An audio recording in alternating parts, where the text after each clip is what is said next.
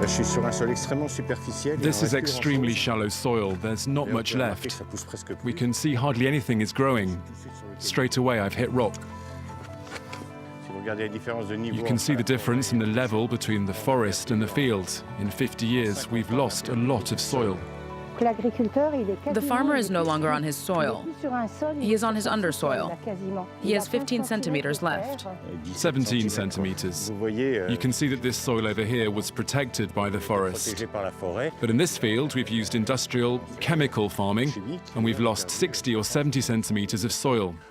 We can grow decent yields on 80 centimeters of soil, but with 17 centimeters, we can't grow a whole lot.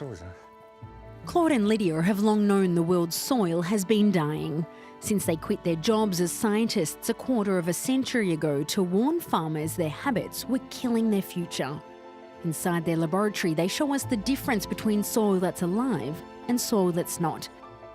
This is what soil from conventional farming looks like, when normally it should look more like this.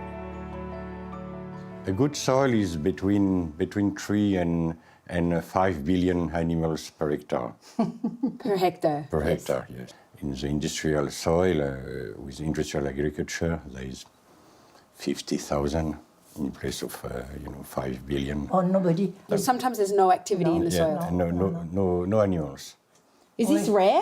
No, the majority. It is a majority of the soil in Europe, in the world.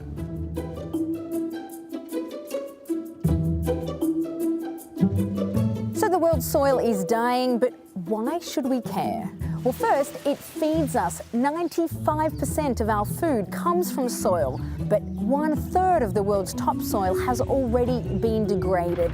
And at the current rate, we could have only 60 years left of crop production. The usual suspects are to blame: intensive agriculture and its rampant pesticides, erosion and global warming. But it also keeps an ecosystem in balance, absorbing carbon and filtering water to halt flooding. To put it simply, without it, the earth dies.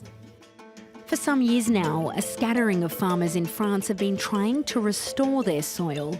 Inspired by Claude and Lydia, Christophe is one of the pioneers of an alternative mode of farming known as conservation agriculture. The goal of conservation agriculture is to try and copy nature. There are 3 key principles. 1, sow your crops without disturbing the soil. 2, keep the soil covered with crop residue or plants at all times. And 3, grow a variety of crops and rotate them rather than sticking with just one. The first few years were difficult, but not long after, some visitors came to help out. And today, Christophe's soil's been given a clean bill of health. When we break it, it's a soil that's held together by its roots, but won't fall apart in water. There are worms, lots of earthworms. They do the work. The only thing I have to do is feed them.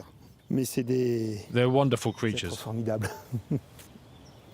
Christophe's harvests are now equal to those before he made the switch. Though he still uses pesticides, the amount has dropped, now 38% less than the average farmer in this region of France last year. Today in France, less than 5% of farmers practice conservation agriculture. But can the method go mainstream? Already it's caught the attention of the largest food company in the world. Here you can see the potatoes arriving. They come from 25 kilometers around the factory. This factory is the home of mousseline, France's hugely popular instant puree. For the moment, the potatoes are grown conventionally, but that could be about to change, because Nestlé is betting on conservation agriculture, a chance to boost its image and secure its income at the same time. With quite a few of our crops, we're having big problems with yield, no matter how much fertilizer or pesticide we put in. Conservation agriculture makes it possible to keep the soil alive and ensure the yields in the crops will be sustainable, that they'll be able to continue in the long term. Nestlé, together with French brand Leclerc and Germany's Lidl, are behind a project that's been baptised Living Soil. The core of my job is to support farmers. The idea is to help them shift towards practices that will improve the fertility of their soil. Guillaume travels across the region to meet farmers tempted by the technique.